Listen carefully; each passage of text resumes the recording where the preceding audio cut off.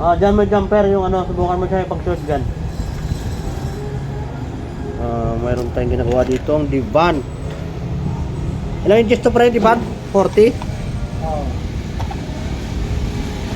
Putok yung power supply nito, yung primary. Try natin kabitan ito ng ano, ng 4 wires.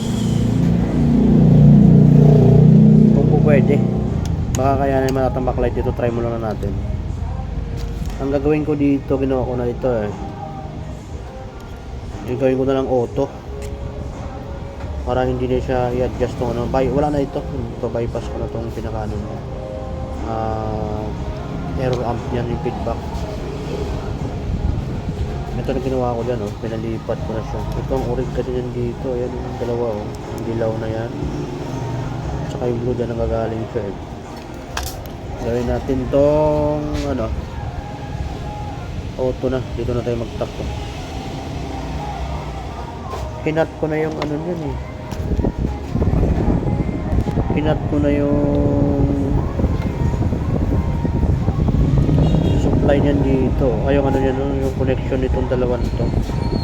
Para dito na ako mag-tap sa dalawa dito. Okay, ihinang ko muna. Ito yung continuous na video natin. Ayan, kinunik ko na yun dyan sa kanyang optocoupler. Ganun pa din. Yung, ayun yung dilaw dito yun sa, ayan, nakikita na naman ko siya nakakabit sa mga baguhan dyan. At baguhan din ako sa pagre-repair nito. Lagi niyong tandaan, yung kanyang negative nito ay nandito sa negative na pwede naman dito nakarekta sa negative ng capacitor. Ito yung red, huwag nyo ilagay dyan sa positive ng capacitor na yan kasi puputok lang yan. Ito nyo ilagay yan sa coil. Sa coil dapat ng kanyang itong ano, transformer na power supply. Yun, try natin to kung mayroong power o puputok pa siya kung magpa-power.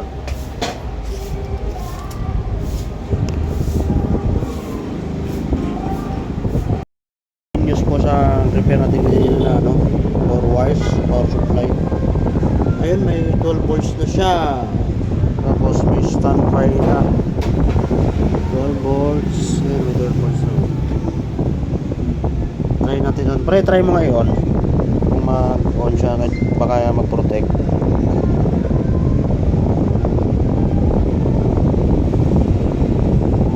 Natin kung hindi siya mag-protect. Protect to siguro kasi walang ano. Ayun, nag-on na siya. Naka-on na yan. Tingnan natin ang kanyang supply na ano,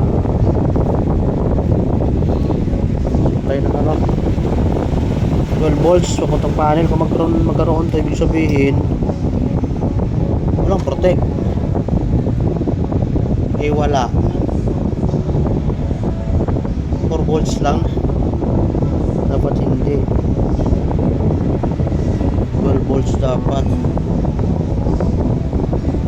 volts lang to. Ano pa man nito?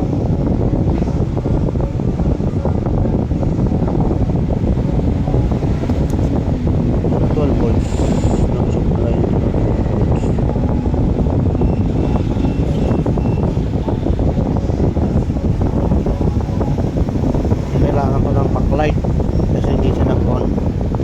Protect talaga ito. Pero volts ng power supply nito, bagsak ng 4 volts. Ito yung problema talaga. Power supply nito namamatay. Kailangan siya ng backlight. Lagyan muna natin ng backlight. Pinabitan natin ng backlight kasi hindi mag-on talaga pag walang backlight to. Ito yung model na nagpo-protect divan. Saksak natin ngayon. Ito na, saksak natin dito. Yun. Ayun, nauna yung backlight niya. Tingnan natin kung may supply na papuntang panel. Ayun. Ayun, may 12 volts na papuntang panel. Okay, pang testing lang naman to.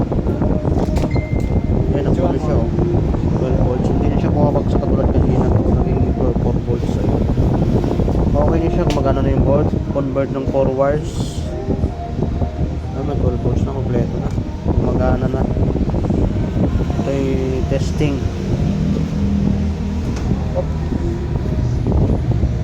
Gano. Yan. O, sa mga customer dyan, huwag kayo mag DIY kasi sobrang hirap gawin ito. Okay. Napaka-risky. Yan o, gumagana na siya. Gumagana na. Yan ang makalay niya gumagana. Ang pag ano ko pala nito ay naka-auto na. Yung kanyang 4 wires. Yan sa mga baguhan yan, PM nyo lang ako paano magkabit. Pero sa mga customer natin, wag na wag ako kaya ngayon sobrang risky, high voltage po ito. Masisira lalo yung mainboard nyo. Ayos na, pwede nito ikabit. Ito lang kakabitan dito sa mamaya sa ano, sa body niya para hindi uminit. Hindi naman normal naman yung kanyang unit eh. Check ko na, pre. Okay, chat mo na. Pwede natin i-deliver to. Ate, pre. Kano yung stay cake? Kano ang price? Kaya naman yun eh. Sa mga gustong magpagawa dyan, Ha? Pwede na yun sa itik. maghanap. Itik. 100 pwede na yun. 150. Sa mga gusto magpagawa dyan ng power supply issue or backlight issue or ano pa, PM lang kami. Dito lang po kami sa Paradaan Uno, Kalikotec, Electronic Repair Shop. Wait nyo lang po yan. Salamat sa mga ano, at saka sana panoorin itong video to para sa mga bagong technician gusto matuto. Yan po, ito yung pagka ano yan. Wag na po sa mga customer natin kasi sobrang hirap gawin ito. Baka lalo lang masira ang kanyang ano yung mga ano nyo, yung MCU nito baka lalo masira.